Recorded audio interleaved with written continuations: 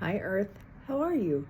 It's been a long week of trials, and I'm watching the Karen Reed trial. If you're ever wondering why I'm always looking up, it's because I'm filming from my store and a customer might be coming in, and so I'm always checking to make sure that I'm not embarrassing myself in front of strangers, which I do every day anyway, so I don't know why I'm worried. But oh boy, Karen Reed is getting interesting because it's kind of a slog. The state needs to call every person that is associated with every person who's ever heard of this case, and it's insane. So, poor John O'Keefe's family, like I hope they get justice. I can't imagine the rage they must have felt yesterday, because what we've been waiting for are the group texts. So Mr. McCabe testified yesterday, and they brought out the group texts, and this is the crux of Turtle Boy's theory that John O'Keefe was not killed by a car. He was killed by someone in the house of the front yard he was found in, already deceased. And the proof of that is a text from Mr. McCabe, who was supposed to be a very good friend of theirs, saying, "Tell them the guy never came inside." The guy. Emily D. Baker did like a extreme record scratch right there. Like, the guy. This is supposed to be a good friend of yours, and you're calling him the guy. And at one point, no one's talking about this, but at one point, he's going over the text before they discuss it, and he says to himself, "What the hell?" And as if, like, I'm not aware of this correspondence or something. Nobody's really talking about that, but I caught it. So he takes a beat, and says, "Oh, this is because the media was coming to the pizza parlor." The pizza parlor that I told you has terrible ratings and hysterical reviews of, like, I don't know why there were so many cops in the kitchen hiding the chicken and stuff like that. It's really funny. So yeah, the media is problematic, and so just tell them the guy never came in. This is what's killing me. I wonder if on the stand he was thinking to himself, if I had only said, "Tell them the truth, the guy never came in," right? If he had the truth, two words, and it's not like he's going to be in trouble for this. The other thing that bothers me about this case is, what if Karen is acquitted? Then there's no justice for this man, and he's a cop. I'm so mad because he's a cop. And what makes this cop's life less valuable than the ones that happen to be around the situation when he was absolutely taking out on purpose? I don't think it was premeditated. I do think it was something spontaneous. I think the defense is stretching it quite a bit when they keep bringing up the little play fighting that they did in the bar before. But getting Colin on the stand and saying, "Hey, why are those marks on your knuckles?" And he's like, "Because I fell in the snow, and apparently I'm part gorilla, and I just land on my hands like this." Who does that? This case is out of control. It's really fun to watch, though. I mean, if you like drama and biased judges. This judge is so unfair. She was so rude.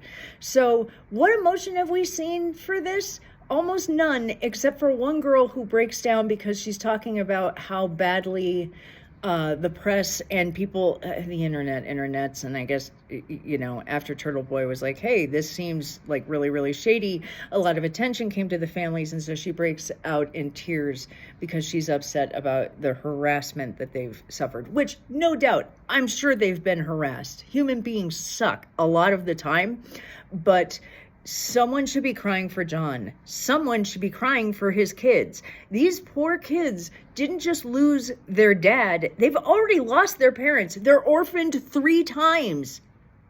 Someone needs to give a shit about this.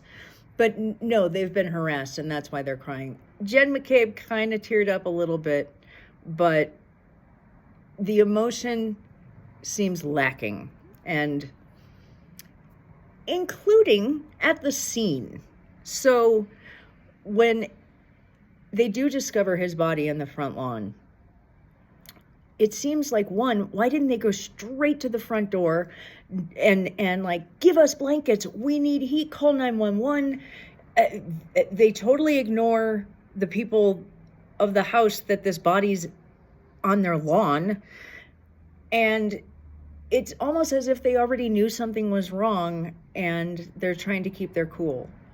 It's very strange, and Karen is hyper hysterical. And I'm seeing a lot of comments like, it seems like she's overreacting. Like, no, I don't think she's overreacting.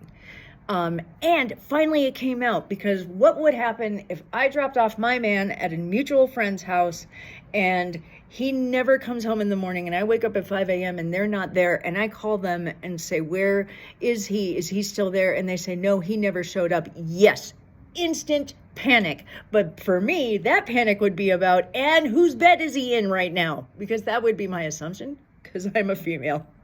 And we're just always going to assume that they want that. And as it turns out, his ex-girlfriend lives like up the street. So finally it's mentioned that she's wondering if he's over at that house. And I don't blame her for that, because at that moment, they don't know where the fuck he is. So absolutely, that's a natural reaction. All of that seems real to me. The fact that he didn't come home and she's freaking out seems absolutely real to me. Where is he? Why didn't he come home? When you call that house and they say he never walked in the house, we have not seen him, I'm gonna panic. I'm gonna freak out. And yes, I'm going to assume that he's getting his dick wet with someone else. But this is the best part of this week. One of the girls, like I was saying last time, as if anybody's watching me, but like I said last time that no one saw, is how are this many people keeping secrets? And I suppose, like, I'm kind of stunned at how many very, very young people are keeping this secret. The metadata doesn't add up. Why is she saying that she was home by midnight, but she actually gave someone a ride? There's a lot of people getting rides and no one seeing this body. But one of the people testifying slipped and said, so-and-so wasn't there at the same time as John. And she corrected herself, but as Emily would say, the shit is out of the horse and you have slipped. Now, it's not enough of a slip to really nail anybody, but I still think it's very, very significant. And I am very impressed with how consistent all the lawyers are being on their view of this. I used to watch a lot of true crime drama channels. I don't know, maybe just to get an ego boost that I'm not like that. But there's one true crime drama channel that is taking the stance that Karen Green is absolutely guilty, and the only reason they're taking that stance is because the glarer doesn't think she's guilty and they hate the glarer. So you know, I gave her a chance. I like her dogs. She has Rottweilers. I like her voice. I think she's been smoking since she was about 5 years old. She's got a nice Catherine Turner voice. But they don't do very great research. Like, she kind of counts on other people on her panel to have the exact details, and they certainly didn't do their research on this one. They just know that they hate the glare and they hate Turtle Boy, and so they're on that side. But I trust the lawyers because, one, they're educated and experienced, and I haven't seen one yet that's defending the state or the Alberts at all. They're all watching this going, this is so discombobulated. Why aren't you bringing up the science first and then building the storyline? It looks like they're doing everything in the order that it happened, but it's taking fucking forever. And this guy, like the biased judge who, you know, they've moved courtrooms. She's ruling occasionally fairly. But, like I was saying, this is why the judge is biased. So this girl breaks down on the stand, and the next morning the defense says, we want that part stricken from the record because it was unfair for her to show emotion about this. It's tainting the view that the Alberts are being attacked. And I think he had an extremely legit stance there. And the judge was fucking rude. She was like, I couldn't disagree more, denied. And it's just like, okay, well, show your cards much, lady? And she's constantly like sighing into her microphone, and she just so doesn't want to be there, but she's finally calling out this prosecutor who is he's just a slog. He's repeating the same. We know that they were sitting at high tables. We know that there was a basketball game. We know who won. We know who lost. We know all of this. And he's going through all these details as if it's building more of a foundation. But really, if I were a juror, it would just be pissing me off. So she's finally like, we know this, move on. Yes, we're aware of this. Please get on to, unique questioning, I suppose. Anyway, so I'm frustrated with her. And that's all I have to say. So here's a tangent, because I haven't done a crimedy thing in a minute. So I found out that Ian Rungle, who's always got beautiful words coming out of his mouth, his favorite drink is a Caesar. And I'm like, what the hell is a Caesar? Well, it's kind of like a Bloody Mary, but it's made with Clamato. And that made me think of one of my only regrets in going to comedy since I was like, I've been going to comedy shows since I was like 11 years old.